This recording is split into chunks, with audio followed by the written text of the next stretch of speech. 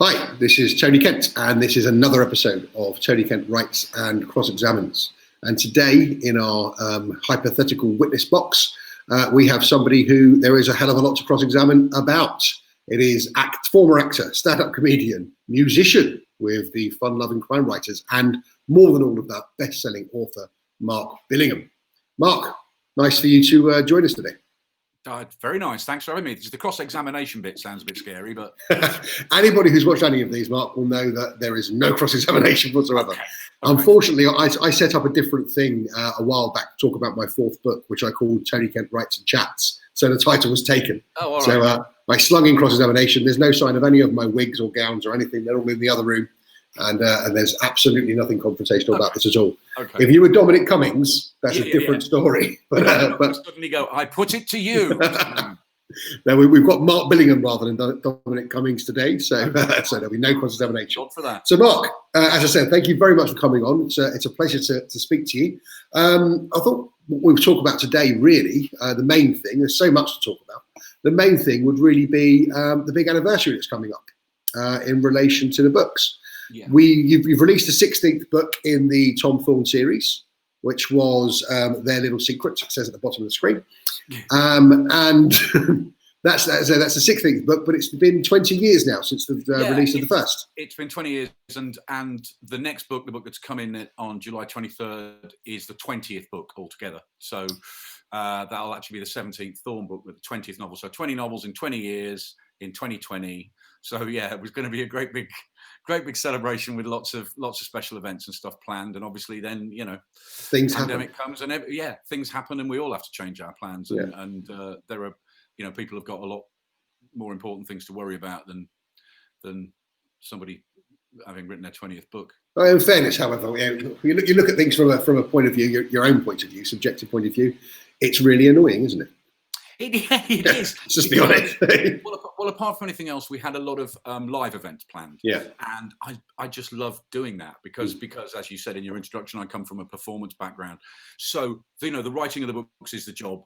That's what you sit down and, that's when you sit down and go to work. All the other stuff, the standing up on stages and showing off at various events and festivals and stuff, that's the perk for me. I love that stuff. Yeah. So the fact that I'm missing out on some great festivals and events and gigs with the fun-loving crime writers and all that stuff going is a real kick in the teeth. But I'm carrying on with writing, which is we're in a lucky position, you and I, in that we can at least get on with what our primary job is. Yeah.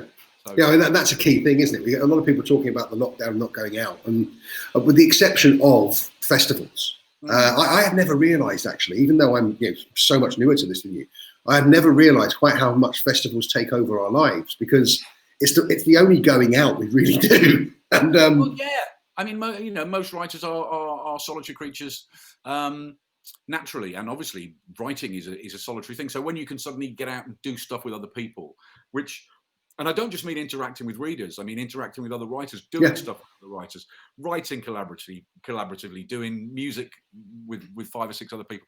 All that stuff is just great because we spend so much time on our bloody own, Yeah, absolutely. I mean, and yourself, I've mentioned, and you've mentioned in passing as well, the fun-loving crime writers. That must be a big part of your, a big release for you now, a big part of your life. Oh, it's become such a fun thing. We can't wait to do it.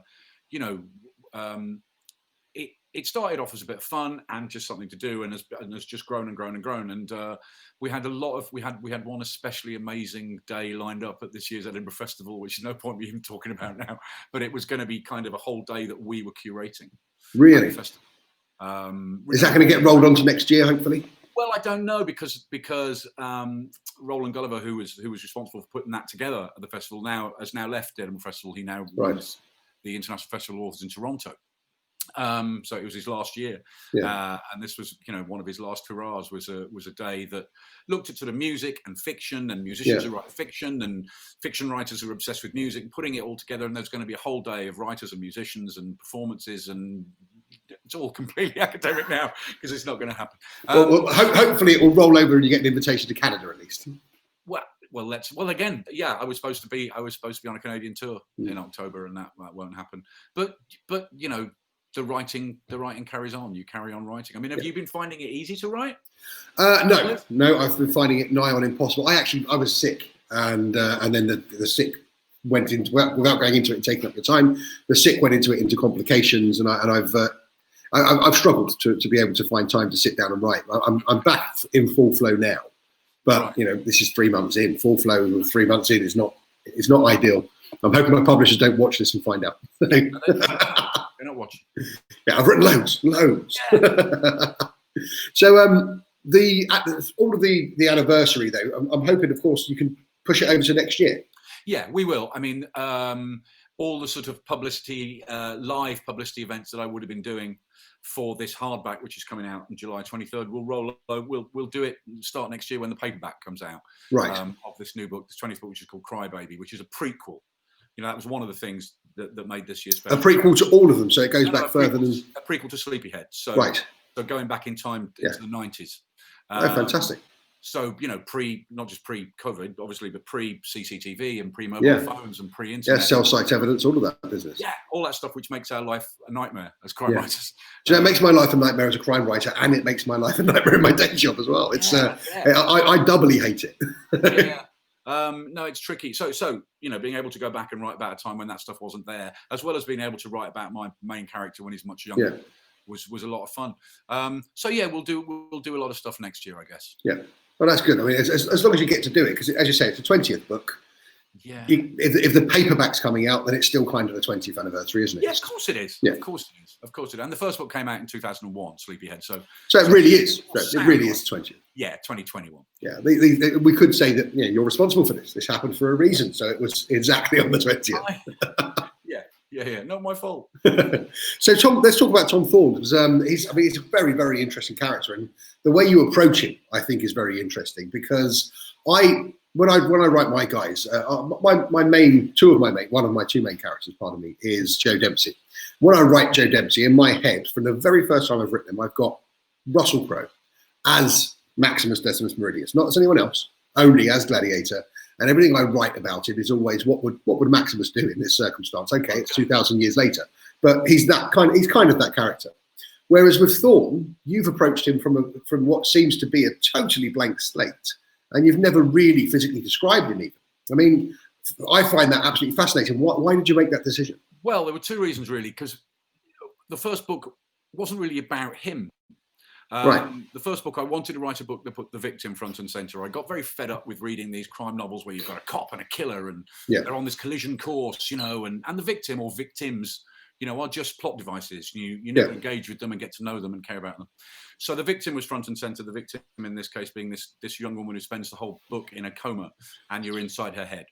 Obviously, I needed a copper because there'd been a crime committed, so I just came up with one and stuck him on the page. Yeah. Little knowing I'd be writing about him 20 years later.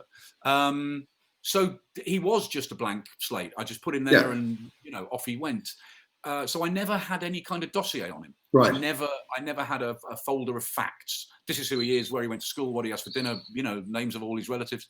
Yeah. And I've carried on with that working method in that the reader knows every bit as much about Tom Thorne as I do, book on book. There is nothing else to know. I don't know it.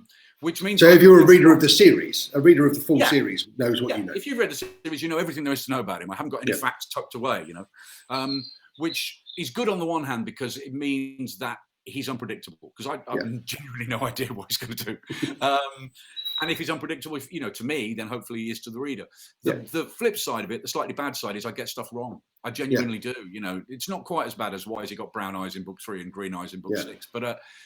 I've got no way of checking other than rereading all the books, and I'm buggered if I'm going to do that. It's interesting you say I never described him. I made the mistake of putting in a couple of tiny descriptions in book 1. Regretted it ever since. I've never done it since. Always regretted it. So when this 20th anniversary special edition of Sleepyhead was coming out, I went back. Is it coming out? Yeah. Oh, that's fantastic. And when does that come out? Well, it's out. It's out now. Also, I should have known that. Sorry. Well, no, there was a special limited edition, 1,000 edition copy, big new fancy hardback with a new introduction by Lee Child and extra stuff from me and those tiny little rewrites. There's just 1,000 copies of that out there. But I think the new reissues, because they're reissuing all the back catalogue with new jackets, I think that will be the new version with a few little tweaks. So you'll have less people being able to sort of stand up at questions and answers. Excuse me. I think you'll find that in book 1 you said he was like this. And I mean, you know, I'm not sure we should be able to correct our mistakes, and you know, we're learning as we get on. Yeah. And we're hopefully getting better. But I just had this opportunity to go through the text and take a couple of things out. It'd be crazy not to. Yeah. Well, it was just a couple of things, and the temptation to change almost everything was enormous. Yeah. I mean, every year I go into a recording studio and do the audiobook. I do my own audiobooks. So every year I'm rereading the book I've just finished. And even that's horrible. You want to change absolutely everything. I found that when they send me a proof, that when we finally got through the entire editing process and I get the first one on paper, you sit there and you look at it and you think, well, this is shit. I don't want to change this. I want to change this one. But you can't do it because it's just you'll obsess forever. I think every writer I trust and admire and respect thinks what they're doing is shit. Yeah, I really do. There's that, you know, if I talk to another writer and go, how's a new book going? And you think, oh, this is the best thing I've ever written. I just think, yeah, that's going to be a problem. Most writers suffer this kind of self-doubt all the time. Even when you go back to the computer the next morning after you think you've had a good day, you look at it and go, oh, it's terrible, it's rubbish. It's very difficult to get past that. It's very difficult to get past it and just carry on and get going. I've got to tell you, 20 books in, it doesn't get any easier, you know. Because I can remember, I don't know whether you had this, I can remember writing the first book, and the first book is published and it did pretty well, and I'm like, I can do this, hooray! Yeah. And I sat down to write the second one and went, ah! Yeah, my problem is normally, will I even finish this? My problem is, there's too much to write. You take a couple of months off when you finish the book, maybe, or 4 or 5 weeks off, and then you come back to start the next book, and it's like you've forgotten. It's like you've forgotten how to do it. Doesn't matter how many times you've done it. And it's not until you're like 100 pages in that you go, oh, okay, I might manage to do another one. Exactly. That's exactly. I had trouble this morning. There was a scene set in a church, just a christening. And it took me half an hour to explain how one character got to the end of the pew to find out who was coming through the door. And it's just, so why is this so hard? It is because and that's what it took me to take me 20 years to figure out, because it should be. Yeah, absolutely. Because at least we should always be trying to write a better book. Yeah. We won't always. That's not. Otherwise, you're just throwing it down on the page, and you don't want to be throwing it down. And there are writers that do that. But you've got to at least have that ambition to do something different every time, which means it gets harder. And there's more pressure. There's commercial pressures and all that stuff. And your publisher wants this. But at the heart of it is just your ambition to try and write a better book, I think. Yeah. And the new one, the 20th, that's coming out on July 23rd. In hardback. Yes. Right. And what was that called again? It's called Crybaby. Crybaby. I didn't find this on the website for some reason. I don't know why. Well, I don't think I've put anything about Crybaby on my website at the minute. It's a prequel. It's out on July 23rd.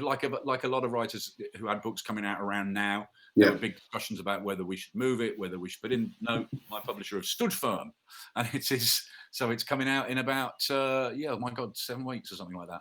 Well, I'm not sure that now is a bad time, actually. I think that April, my last book came out in April. I think that was a bad time because Amazon weren't delivering and you had all those problems. But I think people are starting to realise they want things to read, and there's only so much Netflix can give them. And so I think now it's not such a bad time at all. I think it's just a matter of getting the word out. If you can get the word out that it's there, that's the key thing. What will feel odd though is it's the first time in 20 years the book's come out and I've not kind of been there with it. Yeah, I understand. I've not been out gobbing off in bookshops and on festivals and stuff. It goes out there on its own, under its own steam. But that's fine. That's fine. Yeah. And I just about finished the next one. I mean, it's been an incredibly productive time for me these last few months. Yeah. God knows what that's going to be like, but at least I'm getting the words down. Well, I mean, and again, that's the important thing, is that as long as you haven't hit some sort of a block caused by all this, and it's coming out, you know what you're doing. You know how to turn around the first draft into the next thing. So the one thing, we've only got a minute left, believe it or not, because time flies. 15 minutes flies. Just very briefly, we've spoken about you and the fun-loving crime writers. Tom Thorne, massive music fan as well. Oh yeah. Did that come from you? Was that part of yourself, some character? It's country music, and in fact, the one other thing I was desperately tempted to take out of Sleepyhead this time round and didn't was that in Sleepyhead he loves country music, same as I do, but he has a weird little flirtation with techno. Just because I thought he can't just have my taste in music. That's ridiculous. But I put it in the first book, instantly regretted it. It's still there. He likes country music because I do, because I think country music and crime writing go together brilliantly. Yeah. Dark stories all wrapped up in a very entertaining package, which is what you and I try to do. Exactly. Yeah, big country fan. I've got to say before we go, I'm so envious of those posters behind you. I will tell you all about them. Fantastic. Are they originals? They are originals, yes. Mark, I'm going to lose you, so I'm going to have to go. Thank you very much for coming on. I really appreciate it. I'll tell you about the photos in just a second. All right. Oh, that's the wrong button. I have to